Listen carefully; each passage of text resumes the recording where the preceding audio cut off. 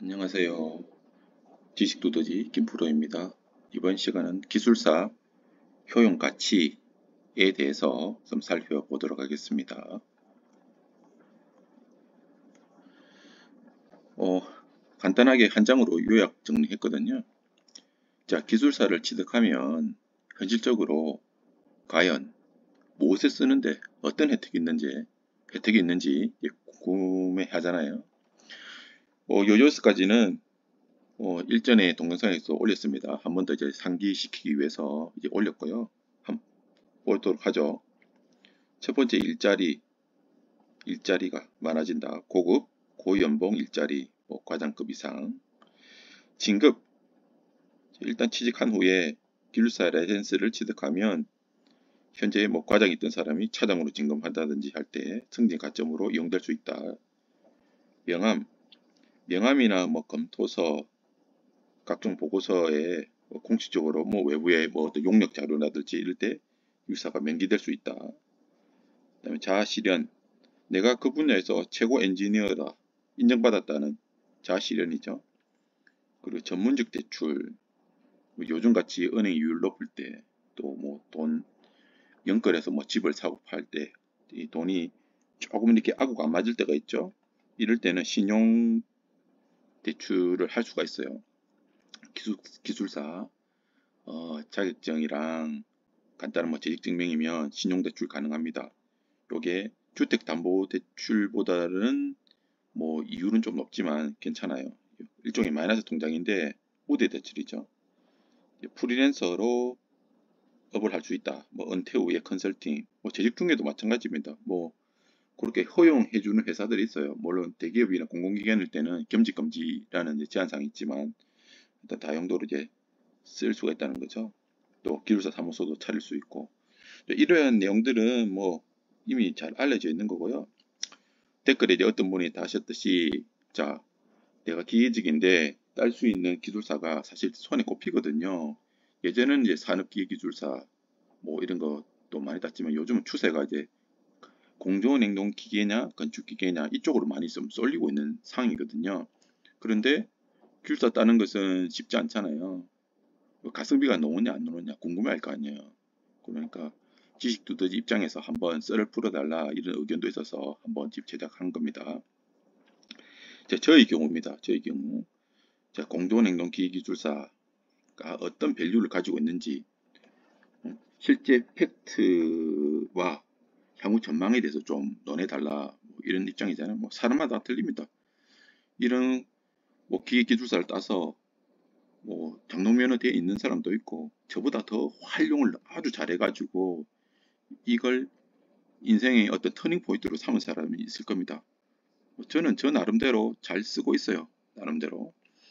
저는 이제 언급했듯이 제가 2007년에 공조냉동기술사를 취득한 사람이고요. 2007년이죠. 7년. 그러면 꽤 됐죠. 15, 16년 넘어가고 있습니다. 나름 잘 쓰고 있는 경우입니다. 제 케이스를 말씀드릴게요. 자, 에스코 기술 인력입니다. 에스코 업무라는 게 있어요. 에스코 업무. 에너지 분야에 종사하시는 분은 이 말이 무엇인지 잘 압니다. 에너지, 자, 세이빙, 컴퍼니 약자죠. 에너지 전략 전문 기업이라고 산자부에서 지정을 해줍니다. 산자부에서. 이 기업은 에너지 전문 기업으로서 에너지 진단을 하거나 또는 에너지 절감 사업을 애관공하고 연계해서 그 프로그램을 할 수 있는 정부에서 인정해주는 기관이에요. 그러면 에스코 업면을 내려고 하면 기본적으로 법인 등기, 사무소 이런 건 기본이고 제일 중요한 것은 기술 인력입니다. 기술 인력과 장비죠. 장비인데 장비는 구비하는데 얼마 안 돼요. 이거는 배가스 연소 분석기, 전력 품질 시험기, 초음파 유량계, 이 기본적인 이 에너지 진단 장비잖아요. 기술 인력이 문제예요. 기술 인력이 기술사 1인, 그것도 에너지에 관련되는 기술사입니다. 대표적으로 이제 요 공조냉동기 기술사 해당되겠죠. 그 다음에 뭐 기사 뭐 2인, 3인 이렇게 해서 이런 업면을 갖춘 회사만, 기술력 갖춘 회사만 업면을 줬죠. 그래서 뭐 처음에는 뭐 10개, 20개다 지금 한 300군데, 400군데 있는지 모르겠어요. 그러다가 최근 한 5년, 6년, 7년 전부터 이게 풀렸어요. 너무 가혹하다 이래서 뭐 로비 때문에 그런지 모르겠는데 풀려가지고 의무 고용이 아니고 많이 풀어졌어요. 예전에는 이런 자격증을 가지고 있으면 이게 어떻게 보면 쉽게 입사를 했죠. 제가 사실 그렇게 했습니다. 요런 데 에스코 기술 인력을 요하는 업면의 유지를 위해서 요하는 요런데 해서 주인력 기술사로 채용됐죠. 그러면 뭐 최소적 과정급부터 시작하겠죠. 했는데 제가 뭐 여러 가지 수행을 많이 했어요. 뭐 네 가지만 지금 나열을 했는데 땡땡 대학교 에너지 진단, 땡땡 정수장 에너지 진단, 땡땡 열병합 발전소 EPC. 이거는 이제 에너지 진단을 해서 요런 문제점이 있으니 이런 거를 개보수하시오, 이런 보일러를 교체하시오, 냉동기를 교체하시오, 더 좋은 새로운 기술이 있습니다. 그러면 이제 그 회사에서 따져보겠죠. 투자 대비 이윤, 회수율도 따져가지고 괜찮다 이러면 발주를 주죠. 진단하는 업체가 할 능력이 있으면 이제 바로 이제 발주를 주는 경우가 많죠. 그래서 그것까지 수행해서 완료했던 거 꽤 많습니다. 그리고 열배관 EPC, 그 당시에는 뭐 지역난방이라든지 산업단지에 스팀을 주고받는 이런 거래가 엄청 많았습니다. 그 열배관이 1kg 가는데 한 10억 정도 들어요. 열배관이 이제 크게 보면 전기 스팀 열배관 공사가 있고, 이제 지역난방처럼 고온수 지역 난방이 있습니다. 하여튼 열배관 사업의 EPC로 많이 이런 걸 했고요. 그 다음에 산업 플랜트 쪽으로 보면 이 공조냉동 기술사가 특히 하는 게 뭐냐면 히트 앤 매스 밸런스. 우리가 기본적으로 산업 플랜트 프로세스 공정에 보면 P&ID라고 하는 게 있고, 그 다음에 히트 매스 밸런스라는 게 있는데, 일반 뭐 기계직이든 전기직이든 엔지니어들이 뭐 토목이든 건축이든 이런 걸 볼 줄 모릅니다. 이 히트 앤 밸런스, 열 밸런스. 요게 뭐 열 밸런스라면 그냥 쉽게 그냥 온도만 생각할 수 있는데 그게 아니고 전부 엔탈피, 현열, 잠열, 엔탈피, 그리고 매스, 인풋, 아웃풋 이런 거 다 계산할 줄 알아야 돼요. 이렇게 기본적인 지식이 있어야지 그 프로그램 툴을 돌립니다. 그래서 인풋, 아웃풋, 그래서 열교환기 크기, 뭐 콘덴사의 크기 다 정할 수 있는 설비 캐파 이런 거 다 검토가 가능하다는 얘기죠. 본인이 직접 안 하더라도 업체에서 전문 업체 해오잖아요. 그러면 큰 그림에서 거시적으로도 말이 되는지 안 되는지 파악할 수가 있는 겁니다. 각 장비별, 스펙별, 또 아니면 큰 전체별, 그죠? 그런 레이아웃을 다 정할 수가 있습니다. 그리고 일반 기계 설비직으로서의 EPC와 CM 감리까지 이렇게 여러 건을 냈습니다. 그리고 공조냉동기 기술사는 법정 업면을 쓸 수가 있는데, 이거는 대용량 냉동기의 법정 안전관리자가 들어갑니다.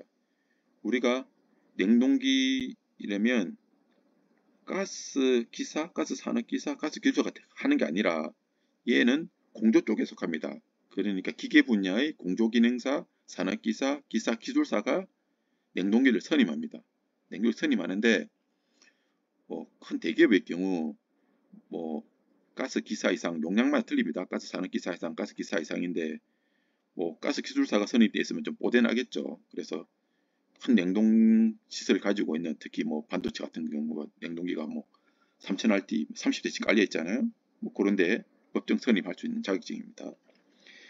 그다음에 데이터 센터가 항운항 서비 아주 중요합니다. IT 서버를 돌리다 보면 전기를 쓰면 열이 나잖아요.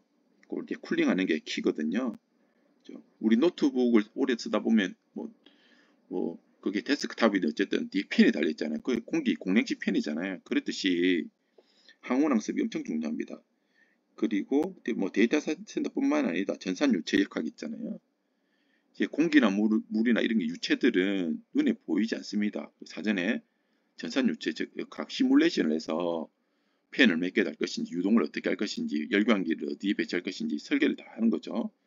그런 CFD도 해석할 수 있다. 그다음 하이테크라 하면 첨단 기술이잖아요. 뭐 반도체, 그다음에 2차 전지, 뭐 연료전지 이런 게 다 하이테크 산업이라 볼 수 있겠죠. 그런데 이제 쿨링 타워, 또 유틸리티, 그다음에 클린룸 자체의 파티클 제어, 세미 클린룸이나 클린룸, 지하 공장 마찬가지입니다. 그런데 EPC나 CM에 관련된 일을 할 수 있고, 그리고 기술사 사무소를 개설을 할 수 있는 읍면회입니다. 독립해서 기술사무소에 법인을 차릴 수가 있습니다. 그러면 기술사무소의 업역으로 컨설팅도 할 수 있고, 또 건축을 지을 때 관계 기술자 협력이 있습니다. 전기나 기계나 막 소방이 있는데 기계 쪽에 관계 기술자가 할 수 있는 게 두 명입니다. 두 명. 이게 이제 공조냉동기계기술사랑 건축기계기술사의 도장이 들어가야 돼요. 그런데 내가 기술사무소를 소속되어 있는 사람이 아닐 경우에는 사실 하면 안 돼요. 그러니까 내가 지금 그냥 대기업에 소속되어 있고 그냥 증만 가지고 있는데 요런데 도장 달라 이라면 찍어주면 안 된다는 거죠. 이제 내가 기술사무소를 사무소의 대표이사거나 아니면 소속 직원일 경우에는 이런 게 가능한데 그렇다는 이야기입니다. 자, 공통적으로 자기 스펙 관리죠. 뭐 재직 중이나 이직 시 이게 엄청난 아이템으로 쓰일 수가 있는 거죠. 자, 내가 이런 직종에 갔는데 기술사를 가지고 있다. 이러면 엄청난 고도의 지식과 경험에 의한 라이센스잖아요. 그러면 전문성이 인정되는 거죠. 그러면 훨씬 좋은 직급으로 잘 들어갈 수 있겠죠. 엄청난 고급 라이센스라는 거죠. 이게 기술사가. 그런데 내가 이런 분야가 아니라 뭐 다른 엔터테인먼트라든지 뭐 다른 쪽에 보면 전혀 무용지물이겠죠. 적재적소에 잘 쓰인다면 이게 엄청난 라이센스가 될 수 있다는 거죠. 이제 오늘은 좀 제 경험을 바탕으로 해서 공조냉동기계기술사나 건축기계설비기술사나 사실 씀씀이가 거의 같다고 해도 뭐 틀린 말 아닙니다. 에너지 분야는 건축기계랑 공조냉동 같이 쓰이고요. 건축기계는 좀 건설사나 좀 말 그대로 건축기계 설비니까 어떤 빌딩에 관련되어 있는 게 집중되어 있다면 공조냉동기계는 좀 더 어떤 냉동 플랜트, 액화 플랜트 좀 더 산업적인 냄새가 난다는 거지 사실은 비슷하게 쓰입니다. 그러니까 두 개 같이 따셔도 되고 나는 좀 더 공조가 좀 재밌어서 공조 쪽으로 하시겠다면 공조 쪽으로 하셔도 되고 아니 건축 설비 쪽으로 좀 더 내가 건축직이 또 건축기계 설비 따는 경우도 많습니다. 이제 그렇게 하셔도 되고 사실 좀 재미가 있는 종목입니다. 있는 전기 쪽은 좀 눈에도 안 보이고 좀 깝깝하고 합격률도 낮지만 공조냉동기계나 건축기계는 최근에 합격률이 좀 떨어졌지만 또 풀려요. 대부분 이제 10% 플러스 마이너스 되니까 이쪽에 좀 재미가 있어요. 이게 학문이 좀 내가 몰랐던 거 기사 때 공부했던 게 기술사 때 원리가 이렇구나 하는 재미가 있는 종목이고 또 학원도 많이 존재하고 시중에 교재도 좀 제법 있어요. 그러니까 좀 재미가 있는 종목이다. 재미가 없으면 못합니다. 소방은 재미가 있다가 또 재미가 없다가 막 이랬거든. 저도 1년 정도 공부했지만 짜증나요. 근데 공조나 건축기계 설비는 좀 재미가 있고 점수가 오르는 게 눈에 좀 보입니다. 그렇다고 하고 해서 그걸 만만찮은 종목은 절대 아니다는 거 잘 아시고 제가 뭐 한 13번, 14번 인폼을 드리는 거니까 잘 판단하셔가지고 좀 미래를 준비하시는데 좀 도움이 되셨으면 좋겠습니다. 자, 감사합니다.